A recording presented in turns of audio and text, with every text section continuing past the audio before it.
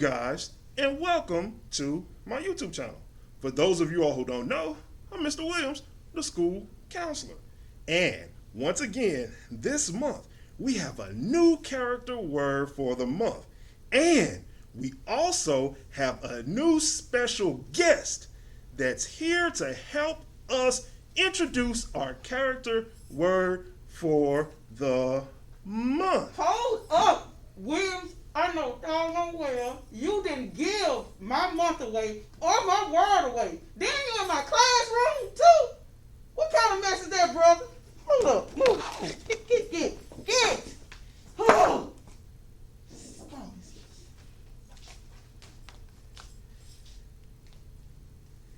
I have self-control. I think before I act. Self-control. I can control my temper also. Thank you, guys. Here. You don't get out of my room. For those second graders, I think you can recognize who that is, and that's Ms. Webster. Introducing our character word for the month, which is self-control. And all self-control is the ability to control your actions and your emotions. So, in regards to self-control, step one is thinking before you act. Why is it important to think before you act? Always remember this. Anger is normal. It's normal for all of us to get angry. If anybody ever tells you that they've never gotten angry, they're not telling you the truth. But the thing is, what do you do with that anger when you get upset? Do you allow yourself to be controlled by that anger? Or do you turn that anger and do something that's constructive with that anger? Thinking before you act is basically a process of taking the time to stop and asking yourself, hey, whatever it is I'm mad about, is what I'm thinking about doing really worth it? Because many of the times we get upset and do certain things, if we would have taken the time to just think about it and really look at it and be like, man, that really wasn't that big of a deal. I made it way bigger of a deal than it had to be. And I got in trouble for something that wasn't even that serious. So thinking before you act, somebody bumped into me and they didn't say, I'm sorry. Okay, maybe it was a mistake. Somebody skipped me in line. Okay, is that like a nuclear offense? Like something that's really, really, really worth fighting somebody over? Somebody looked at you sideways or looked at you kind of crazy. And I'm really gonna get mad because somebody looked at me crazy. Really? Is it really that serious? Sometimes we just have to stop. Just stop. And think about things before we do it, instead of always reacting to what somebody else does. That can keep you out of a lot of problems by simply thinking before you act. Throwing that punch might feel good at the time, but what's going to happen after you throw that punch, is it really worth it? Ask yourself that. Now, number 2 kind of goes with number 1, where it says, I will control my temper. We just talked about this. controlling your temper. You don't want to be that person that's always walking around with a short fuse.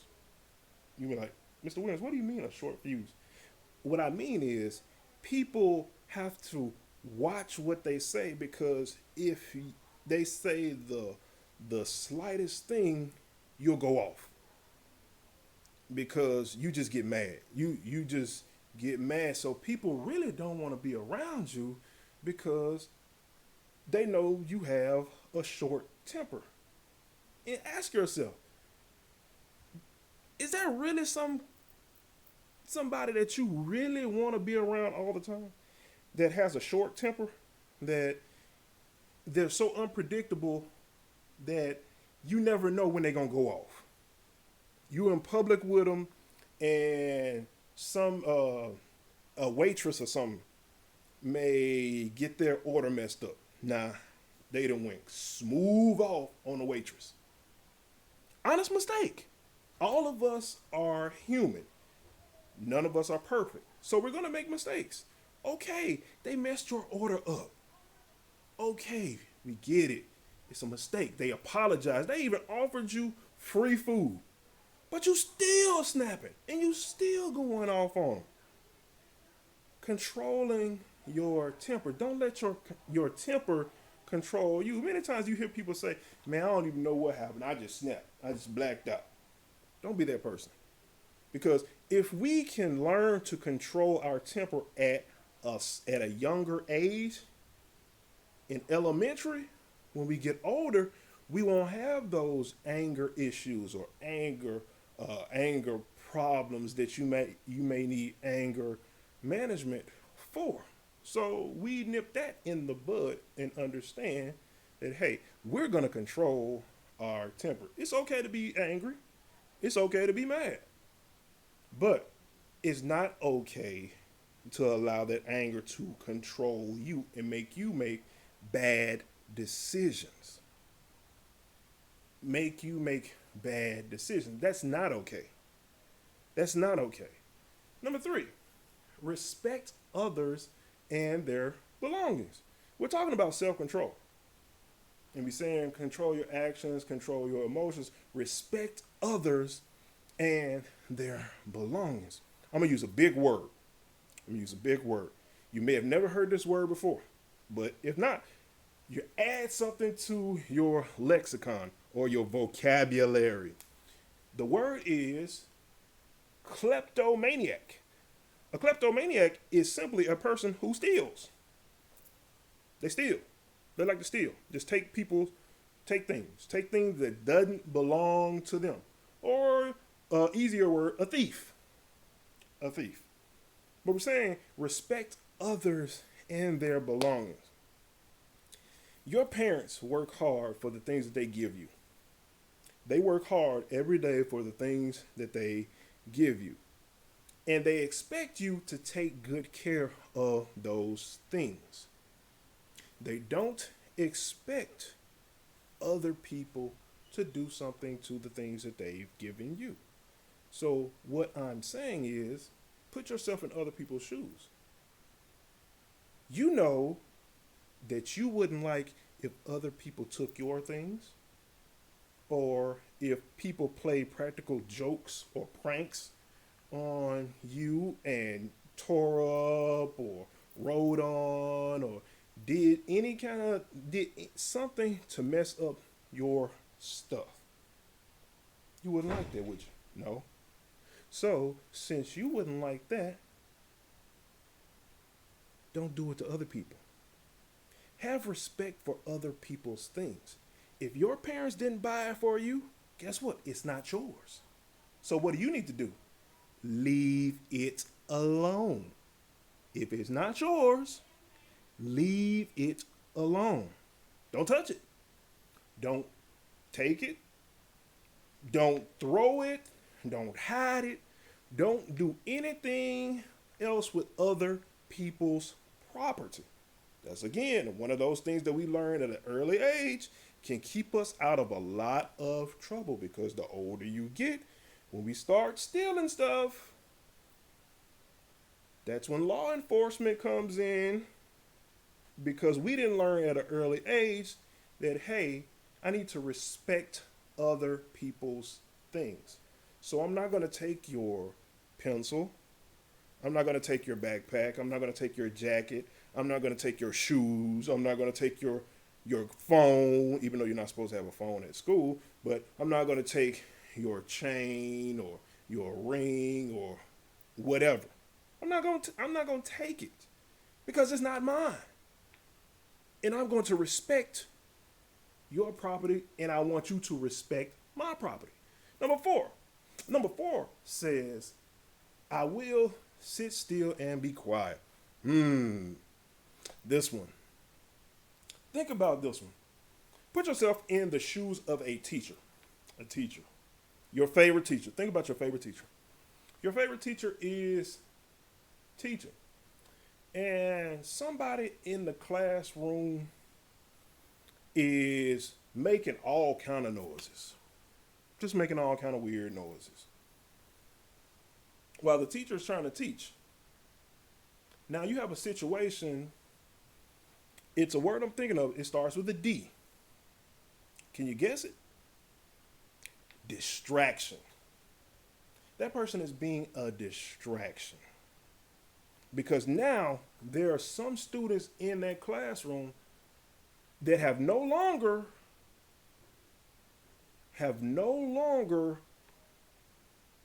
paying attention. They're no longer paying attention to what the teacher is teaching. They're concentrating on the person making the noise. So now they've become a distraction.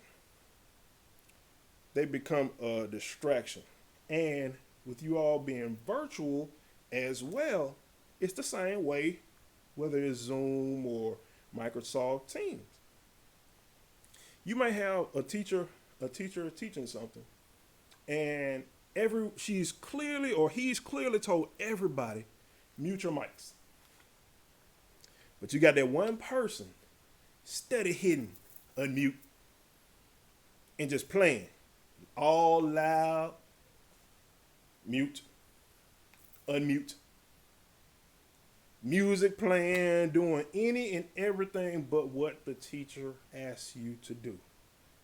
And especially virtually, it is very hard to pay attention to what the teacher is teaching while someone is unmuted. They're disrespecting that teacher, they're disrespecting the other people in their class, and they're disrespecting themselves. That's why it's important to be quiet or sit still in the class while it's going on. Because also think about this, the teacher gives you, virtually, the teacher gives you breaks. So you get bathroom breaks, you get up and exercise breaks so often. They give you time to move around, to do whatever. But making noises, making funny faces, turn the camera on and off, all these things are a distraction while learning is going on.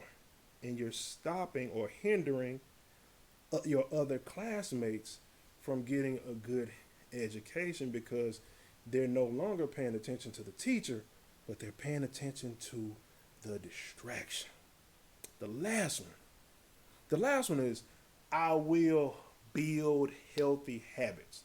Now, building healthy habits just covers everything that we've talked about.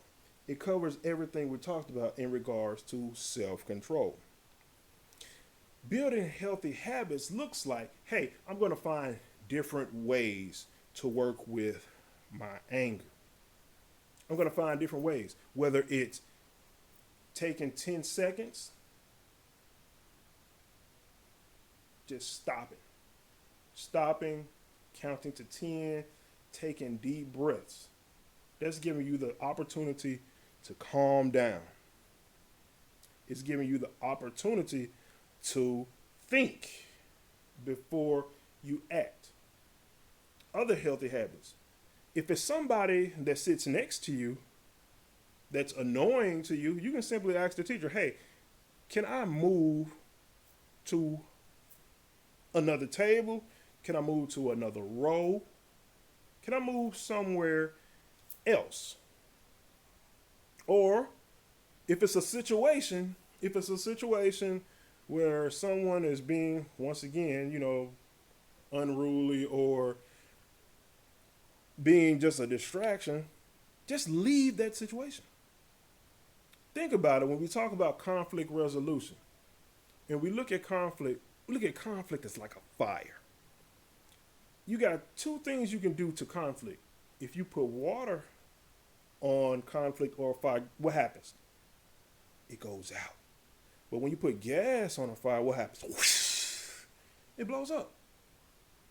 My point being, if you leave from that area where that person is, that conflict is, guess what? You just thrown water on that. So you leave that situation. Because I know if I stay here, it's going to be some trouble. So I'm going to leave. That's me showing self-control. That I can be mature enough to leave a situation instead of staying there and getting in trouble. So these are just a couple healthy habits that we can use to control our anger or control our emotions. Another thing, last one that we'll talk about in regards to building healthy habits is finding somebody that you can talk to. At school, whether it's your counselor, teacher, principal, social worker, or whatever. Finding someone you can talk to and express to them what's going on with you is also allows you to build a healthy habits. It allows you to have someone that you can share, hey, this is what's going on with me. And you can get help. They can alert people that can help you. Like, hey, this is going on, this was going on. Because at the end of the day, every adult at this school or at any school, our main focus is making sure that you are successful. And we want to get rid of any obstacle that's going to stop you from being successful. So be able to find that person, that teacher, that counselor, that whoever that you can trust, that you can talk to. Hey, this is going on with me. I'm upset about this, or this person's messing with me, or whatever it is that you feel comfortable enough talking to. And that helps you get those emotions out and deal with those emotions, because we don't want to ball our emotions up and keep our emotions to ourselves. We want to express what's going on. So, in conclusion, the character word for this month is self-control. And we said self-control is the ability to control your actions and control your emotions. So, we thank Miss Webster for helping us introduce our character word for the month. And as always, it's a great day to be a koala.